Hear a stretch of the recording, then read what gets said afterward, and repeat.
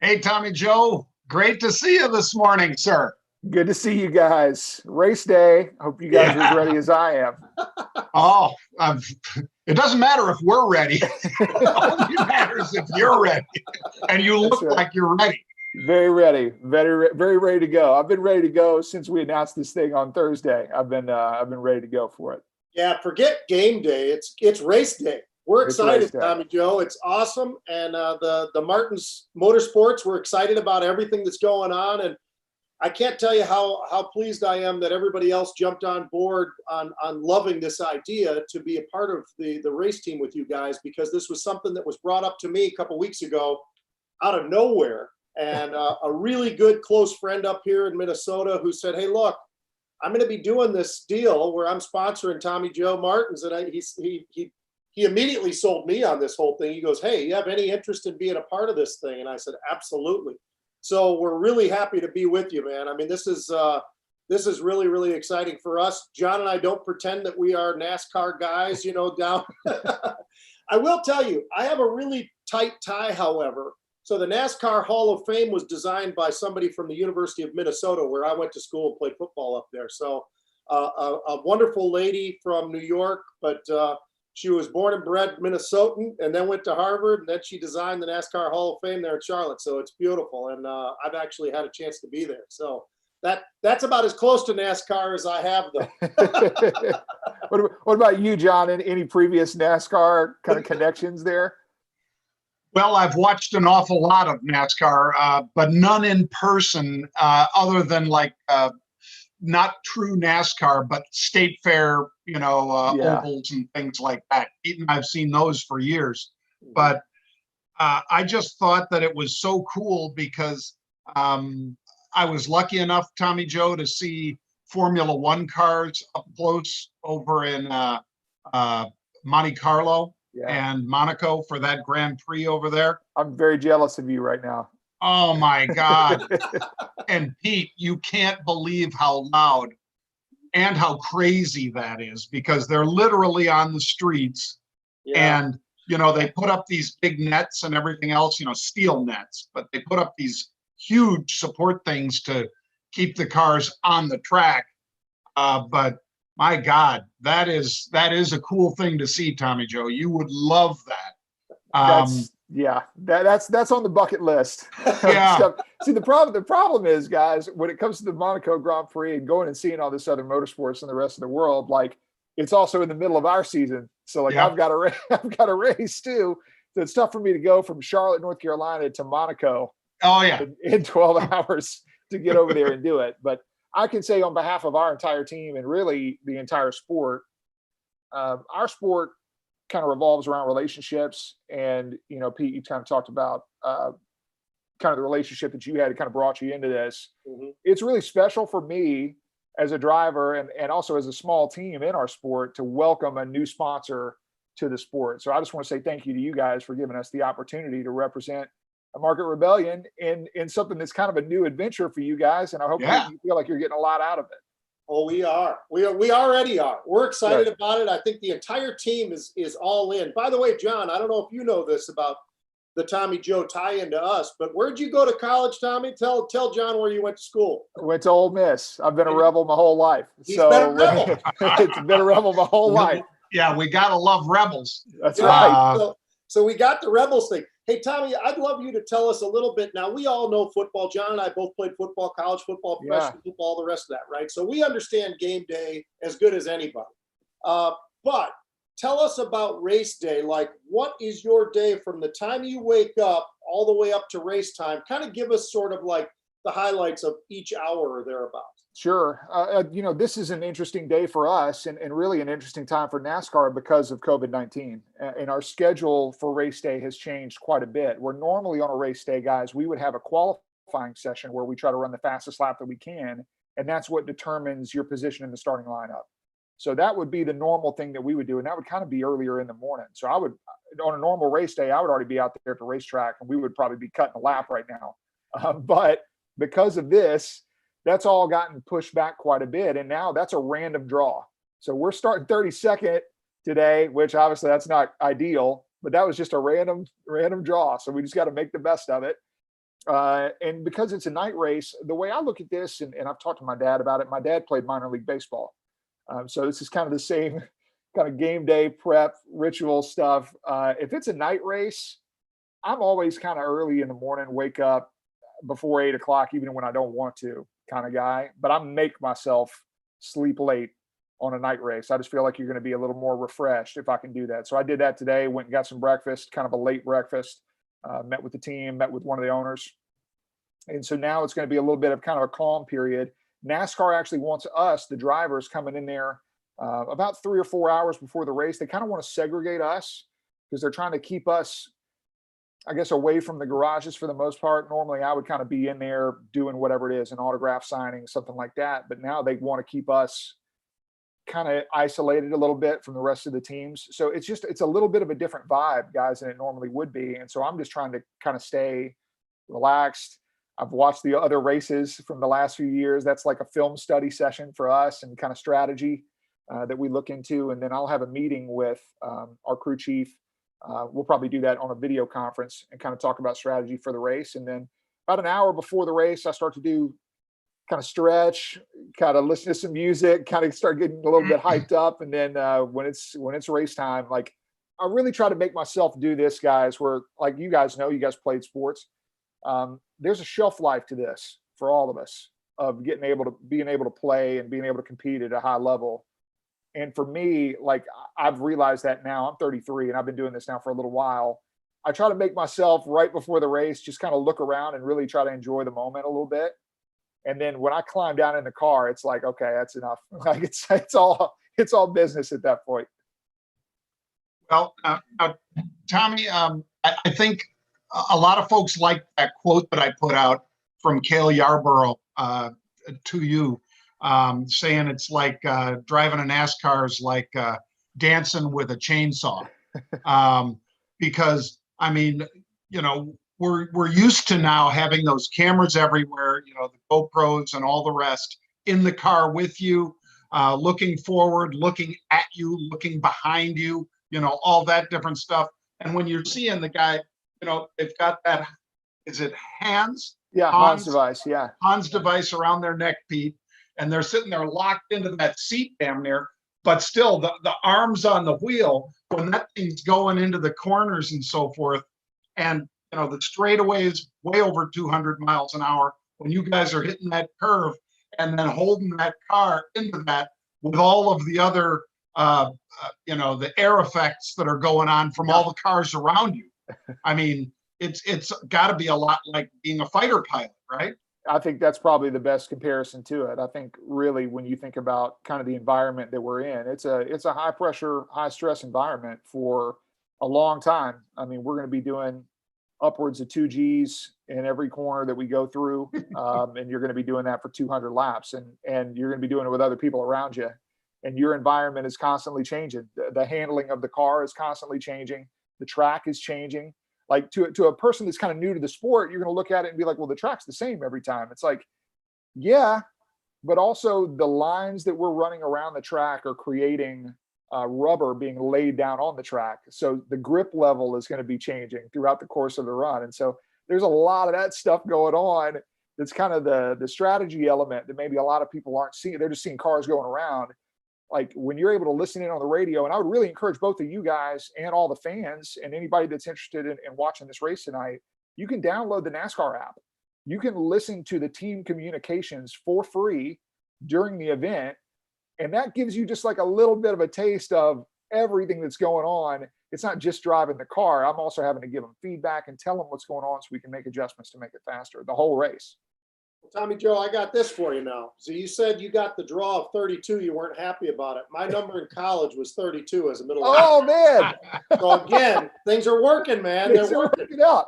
So I got a question for you. When you were at Ole Miss, by chance, was Eli Manning there? I'm just trying to piece. He's a little bit older, or was he there when you were there? A little bit older than me. I came in kind of right at the tail end. So my first year at Ole Miss was 2005. So I think he graduated 03. Okay. I think. So he was just like a few years before me. But I know when I came in, Ed Orgeron was the coach at Ole Miss. All time. And love Ed Orgeron, and he was the worst coach in the history of Ole Miss.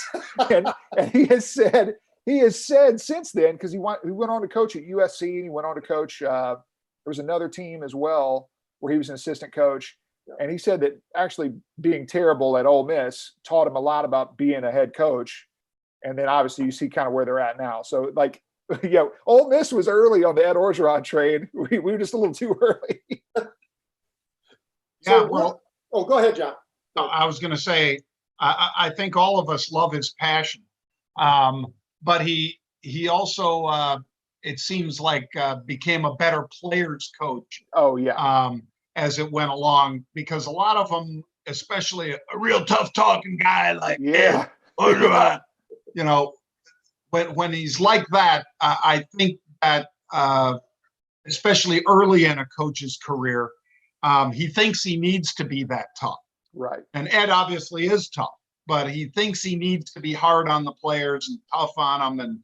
And I think players, you get more out of them if they think you're tough, but then they also feel that you're on their side. And I think he was really able to translate that in the last few years since he's been at LSU. That's literally the quote that I heard from him. He said, I needed to be tough on my players, but what I didn't do a good job at Ole Miss is like letting them know that I love them too. He said, I was just tough on them all the time, and it just didn't go over very well. And so I think that, but now I can sit here also as an Ole Miss fan and say that that's one of the best recruiters I've ever seen in my entire life, because he turned around. He got fired 2 years into it, and then we won the Cotton Bowl for the next 2 years right after that. So with his players coming in, we had probably the best run that we've had. So yeah, the guy, nothing but love for Ed Orgeron. It is funny that people don't realize it's like, what players did you inherit from your previous staff? And that kind of shows you a little bit, the runway. And I go back to my Buccaneers, where they were built by Tony Dungy, but they won the Super Bowl afterwards. And all of a sudden, John Gruden's great. Well, it turns out maybe John Gruden's not as great as everybody thinks. Yeah, and maybe Tony Dungy is better than everybody thought he was. Yeah, exactly. Sure. Exactly. Hey, so the interesting thing is, I was looking more in depth about your career. You really didn't start all that young. I mean, you started at 5. Yeah, right. Yeah. Believe me, there's some people that would say that's old in racing, but I really bounced around a lot. Like, this was not something that I dedicated myself to my entire life. It was kind of a hobby and a passion that turned into something that I was able to make a living at. It's something that I've kind of had to grind at quite a bit. I didn't come from a racing family. I was the first of my family to ever want to do anything like this. And so we had to kind of learn a lot of the things not to do, honestly, with kind of the fringes of the sport and trying to start your own team and everything else, and making, just quite frankly, a lot of really expensive mistakes. Believe me, if you want to learn how to, you guys are in the money moving business. You want to know where a lot of money's moved, go to a NASCAR garage and I can show you how to spend it very quickly. So we learned a lot of the ways not to do it. And unfortunately, that reflected on my career too. I wound up driving a lot of really, really bad race cars. And this is a motorsport, right? I mean, this is a motorsport. Eventually that car you're driving, it's got a limit to it. And it doesn't matter how good I am or whoever's driving it is, that car can only do what it can do. And I kind of found myself trapped in that a lot in my career, where I was driving for really small teams and teams that were kind of hanging on by a thread. But I also look back at that and say, wow, what a blessing that was to me, because I was able to learn so much as a driver. And I've always taken the approach of like, I don't care what car I'm getting into. Like, my job is to just go in here and do the best it can possibly do, and maybe even overperform a little bit. And so that's kind of how I've built my career. I think I've gained a lot of respect in the garage from other owners, where they say, Tommy Joe is a guy, even if we're kind of a mid-pack team, we think he can kind of elevate us a step further than maybe we even should be. And so with Martin's Motorsports, with now my family's team that we've been able to put together, we look at ourselves like we're a 15th to 20th place team.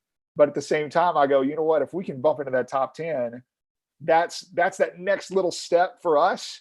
And I think that shows everybody in the garage you're able to overachieve as a driver and as a team. Well, I was looking at the weather out there, big guy, And I know that Charlotte's expecting, or maybe you're even having right now, some rain and or thunder. I don't know.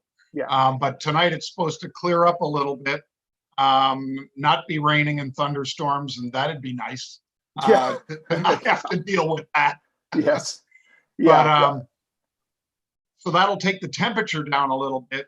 But how warm is it going to be in those cars? I mean, you guys are in that suit. You've got the big helmet on and everything. And as we've told folks, even though I'm sure you've got some breeze coming through the cockpit, you don't have air conditioning in those things. You guys are losing a lot of weight, a lot of water weight when you're out there on the track. Absolutely. Every week. I can tell you the fact that this is a night race and it's going to be cool. That's nice. I'm looking forward to that. That's good. Also, as far as it affects the handling of the cars, we're going to be faster at night. There's just more grip when the track's a little bit cooler. But from inside the cockpit, John, it's pretty hot no matter what we're going to do to it. Now there are days where we've raced in Chicago and it's a 96-degree day, and it is just that. I can tell you personally, it was a race last year, and that's the hottest I've literally ever been in a car. It was in Chicago, Illinois. We had a summer race. It was like June or July or whenever it was, and the interior cockpit temperature was 147 degrees. So oh my God. And you're wearing a fire suit, and you're in a helmet with, same thing, fireproof material on. And I was ready to get out of the car at the end of that day. That was tough, but everybody was. It wasn't just me. It gets to a point where it doesn't matter how well you're prepared. It doesn't matter how, in shape you are. It's a brutal environment at times. And it's just about, really, I think, more mental preparation than anything else, and being able to stay focused in an incredibly tough environment. Tonight will be a little easier. Tonight will be a little nicer. It'll probably only be about 110, 120 in there tonight. So that'll be a nice, cool night.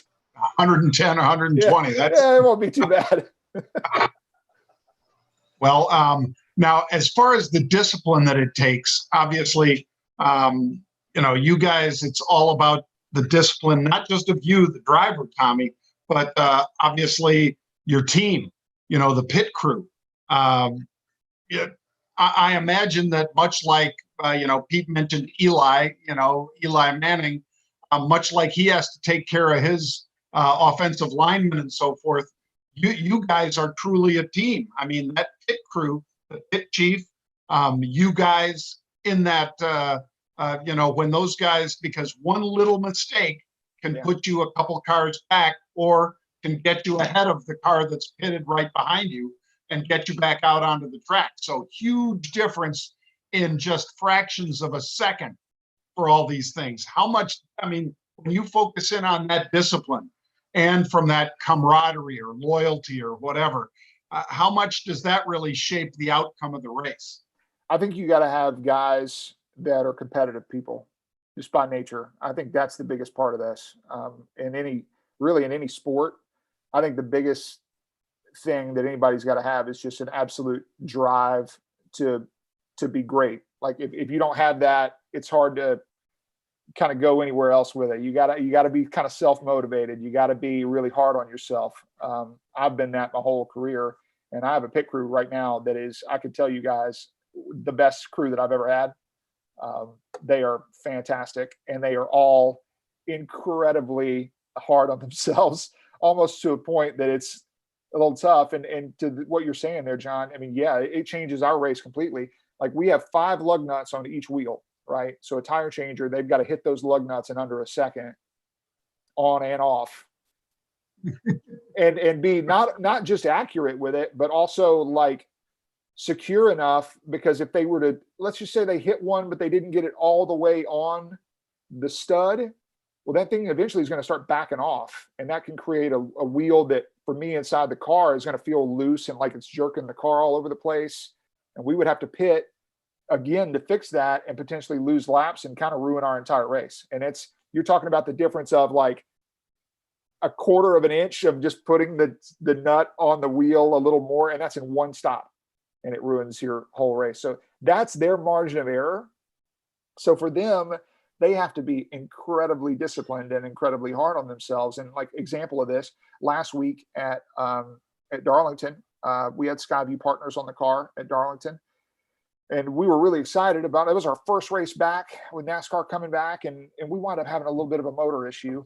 We had a spark plug. This is, by the way, this is our margins. We had a spark plug that if I showed it to anybody in the world, they'd been like, okay, well, that spark plug looks great. It was like loose. It might have moved 1/8 of an inch too much. And now all of a sudden we had a cylinder that wouldn't fire.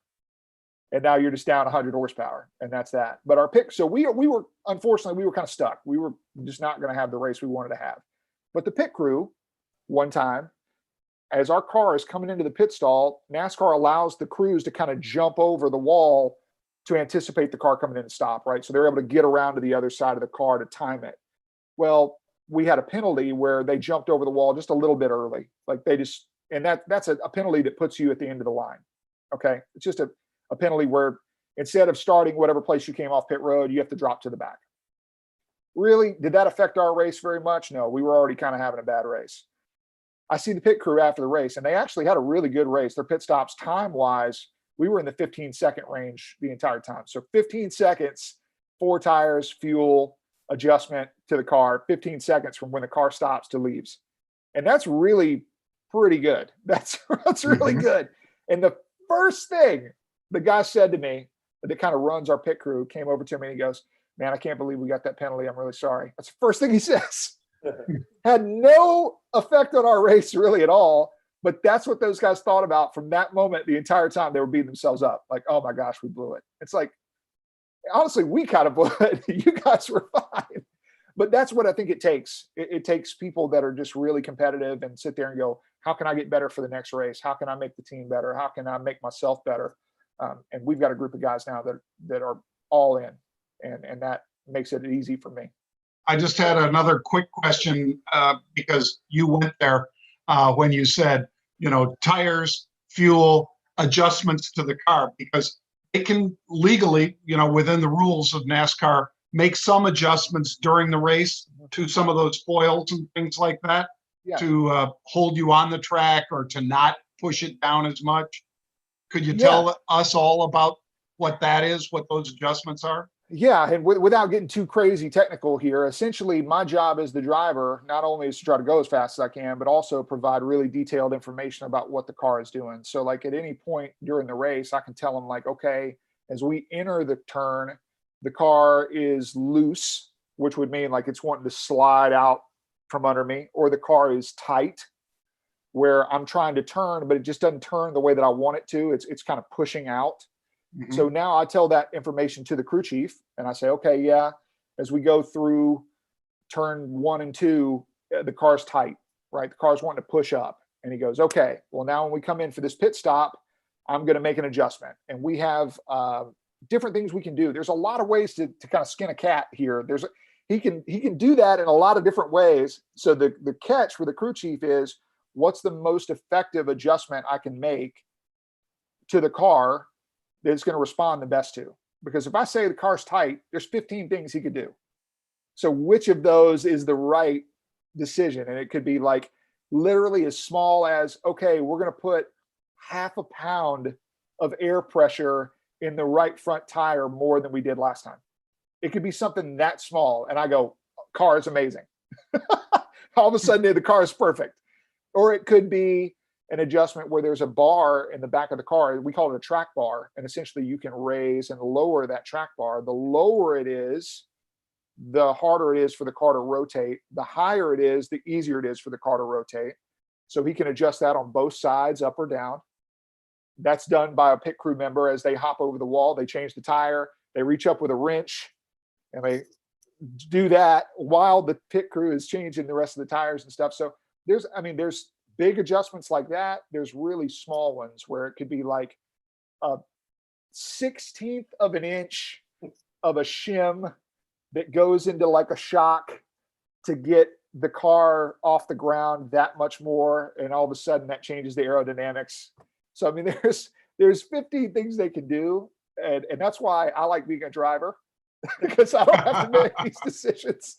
I just go, look, this is what it's doing. You tell me what you want to do to it.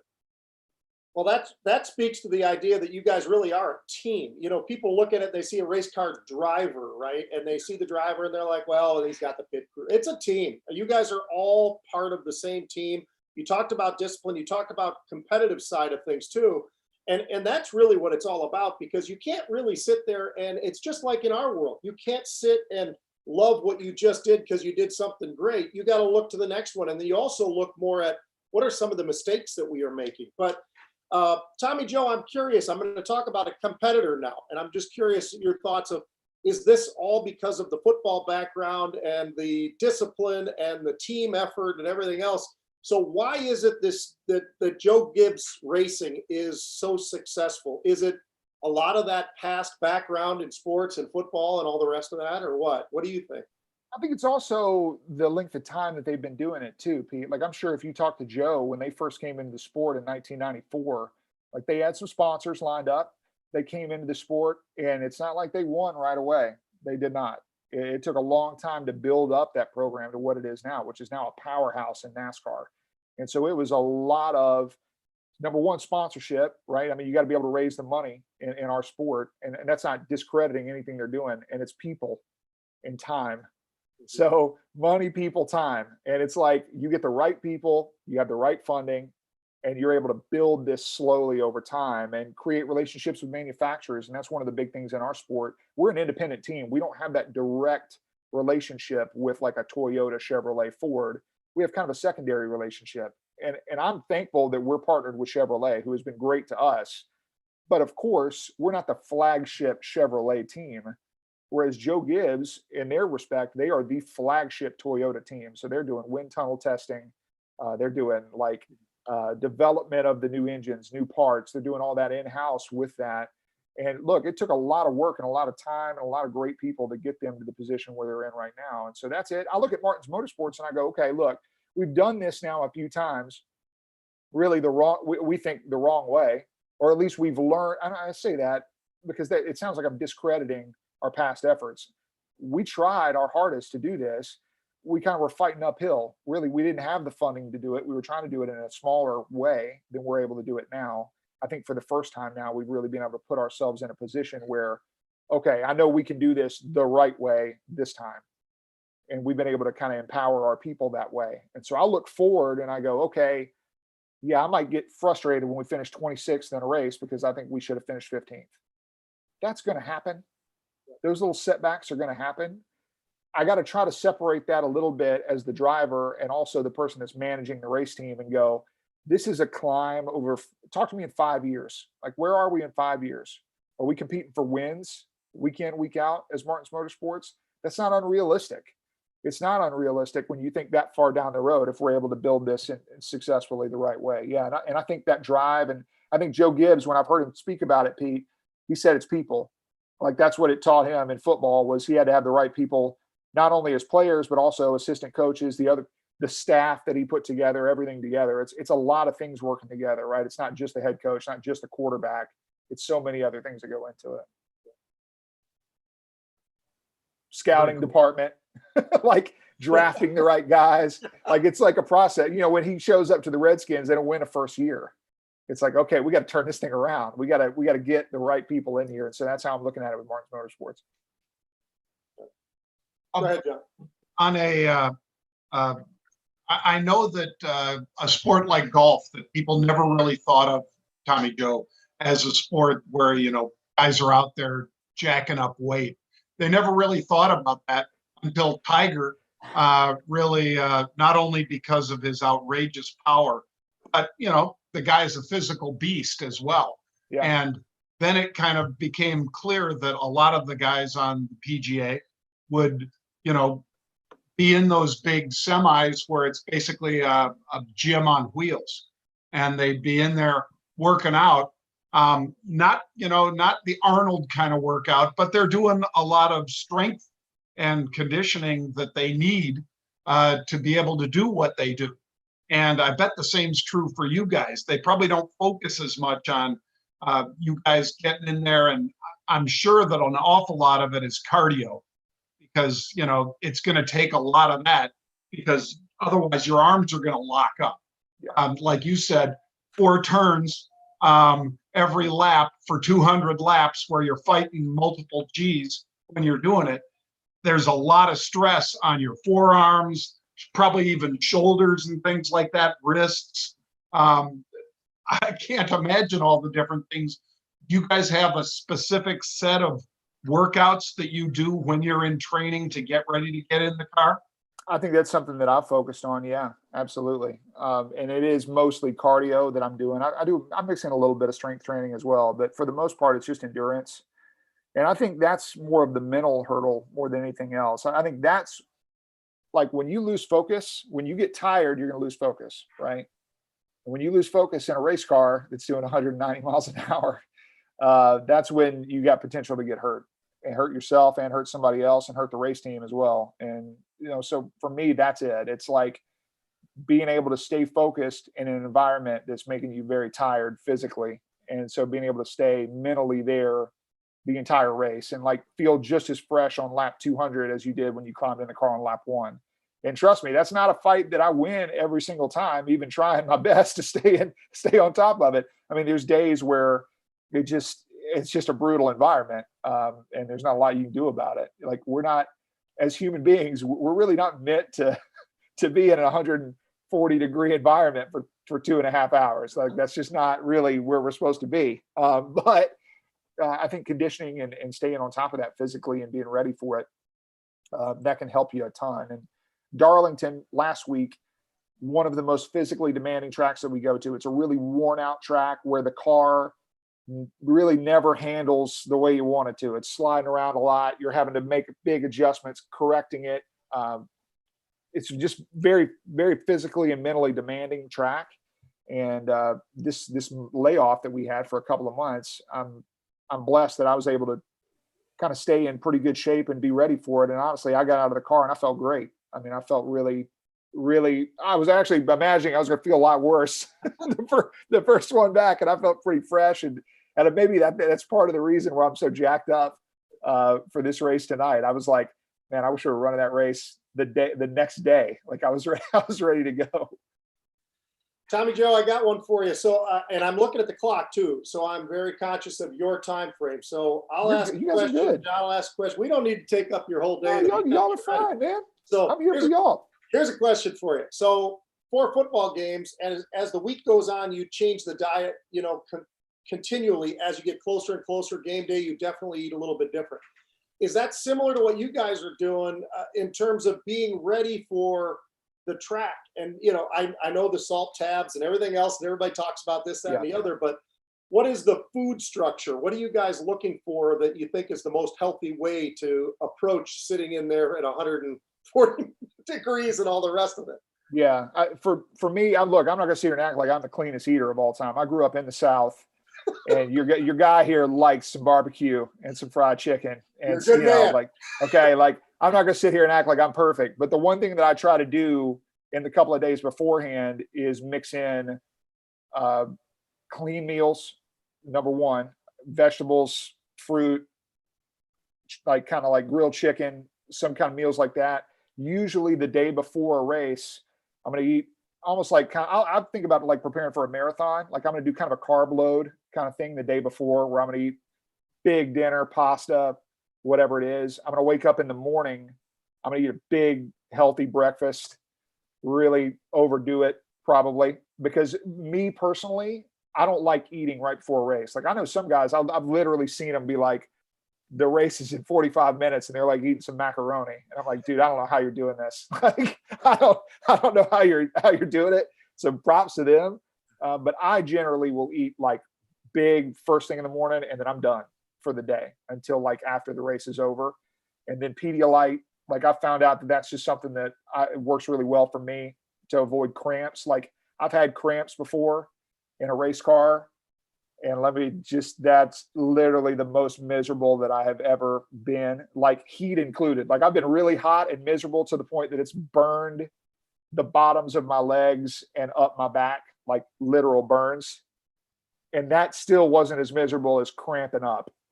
When you're cramping up for 30 or 40 minutes and you got to keep driving a race car, that's That's tough. So I really stay on top of the hydration thing. And that starts the week before. It doesn't start the day before. It starts Monday. Fluid intake, fluid intake, fluid intake. Okay, now we get to a couple of days before. I bump that up a little bit, and the day of, it's outside of that big breakfast. I'm basically on a liquid diet until we go green. I know, Tommy Joe, that if Pete was down there in Charlotte with you, you guys would have been hitting the Waffle House this morning because that's me. And so would I. You're talking to the guy. Yeah, I love Waffle House because that is the best breakfast in America. You're talking to the number one fan. That was literally the pre-race meal at Darlington last week. I went to a Waffle House with a mask on. I was ready. I was like, I'm not breaking my routine here. Pete, you know the owners too, right? Yeah, I'm good. Luckily, I'm fortunate enough to have met the owners, and Joe and Walt, who's the CEO, are great guys. They actually just had that meeting the other day with Vice President Pence down there, and that was pretty interesting. But he is so excited, I can't tell you. He's as excited as you are, Tommy Joe, right now, because they're actually opening Waffle Houses in multiple states, and they're excited to get back and going and making money because they were not, they were open for takeout like everybody else, but as we all know, a lot of these places, they're open, but they're not making money. They're actually doing it out of the kindness of their hearts, quite frankly, because all of them are losing money until now. They're going to start making money again because they're opened up. But yeah, I'd be eyeing up a pecan waffle with a peanut butter waffle with a chocolate chip waffle on top of that, a side, some scrambles, and oh boy, I'm not going to act like the breakfast that I have on race day is always the healthiest thing of all time. It's going to be some version of a French toast waffle, something like that, bacon, eggs, hash browns. Like just bring it. Like I look at that almost like a cheat day. Like, well, I'm going to burn about 1,500 calories later tonight anyway, so it's not really going to matter. Like, let me just pile it on. What's your favorite celebration dinner afterwards? Because like you said, you've had a big breakfast, even if it's a normal race day instead of an evening race. You're all liquids up until the race, really. So you got to be hungry when you get out of that car. What's your favorite? Just depends when the race is over, honestly, John. Like tonight, we're going to finish this race at 10:30, 11 o'clock at night. So I'm going to be going to whatever. I'm going to be going to Steak and Shake or something on the way out. Like it's not, my options are going to be a little limited here. But normally we would go out for like a steak dinner or something like that. It also depends on who we got in town. Like a big part of this, and one, like I am so grateful for you guys kind of taking this chance on me and our team. The one thing that I desperately wish is that you guys could be here to kind of enjoy this together with us. Yeah. Because that's part of the camaraderie of this. Like in other sports, a sponsor is like, you're whatever, you guys are putting your name down there on the field. I'm not saying you're not getting anything out of it, but on a race team, you're literally part of the team. Like you're in this with us. You're literally on the car, and being able to kind of debrief with the sponsors and hang out and people that you guys may have brought to the track as guests or whatever, and kind of being able to engage with you. That's a big part of what we normally do after the race. So it's to answer the question here, John, where would you like to eat? Because that's where I'm going. Wherever y'all want to go, I'm down. I'm pretty flexible. You're like, oh, I'm big hibachi guy. Let's go. Like I'm all about it. Let's hit it up. I'm thinking Texas Roadhouse, John. Or Texas Roadhouse. Let's go. Nothing wrong with Texas Roadhouse. My crew would love you. Well, they would love it. But also, if there happens to be barbecue, and if it's the South, there would be, Pete. Yeah. You can always get a nice steak at a barbecue joint. But and I might do the same because Pete and I don't always just eat ribs when we go to barbecue joints. Sometimes that pork chop or that steak is the best thing on the menu. John, I saw you grilling the steaks on Instagram last night. The other day with the bottle of wine, everything like that. Yeah. We're just coming over to your place after we race. Is all we're Next doing. time you're racing up in Chicago, we'll do that. Absolutely. I'm in. You'll have to sell me on it. Well, Tommy Joe, we really can't thank you enough, can we, Pete? No, for giving us some time today. And I'll tell you what, I want to thank the guys from Skyview Partners who introduced us. I mean, they're great people. Scott over there, who runs the whole show, is he's become a really good friend. He was great guy. last year, just so you know, Tommy Joe, I barely knew the guy. He showed up at a swimming pool in Reno when I was there. My daughter was in the Miss USA competition. It sounds like Scott. All right, Yeah. off the bat, we're already. I'm there with you.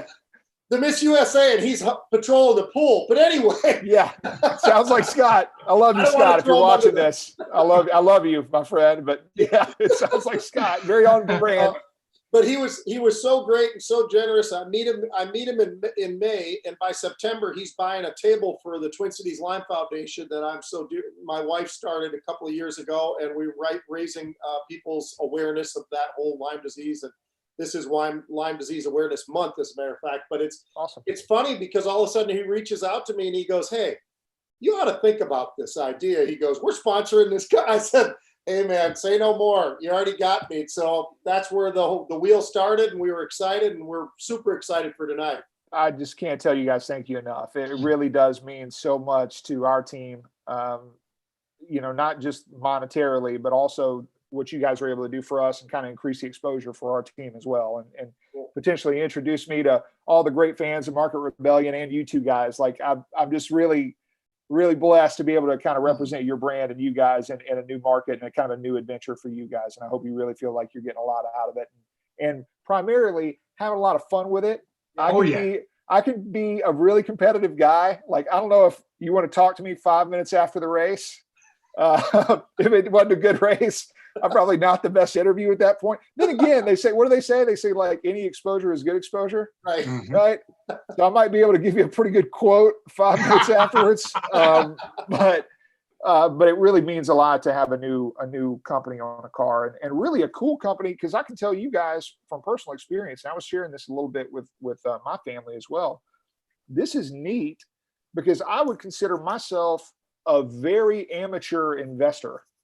And that has really happened over the last few years of my life, where I have really started to look at like, okay, I need to start really looking at the market and making this something that's just a habit. Like it needs to be something that I'm doing month to month, week to week, paycheck to paycheck, where I'm going, okay, look, I should be saving. I should be looking a little more long-term for myself and kind of financial security. And then all this happens where now we have Skyview and you guys now as a partner for our race team. And I've learned, like I've looked at a lot of you guys' videos now, and in a week, I feel like I've already learned a lot more than probably where I was at. So to be able to maybe share that to some other people in the NASCAR world that are looking at this and not looking at it like I'm about to get rich off the stock market, but just looking at it from the sense of, and you guys have spoken about it, just trying to be disciplined and thinking a little more long-term and like with options that you guys are so good at.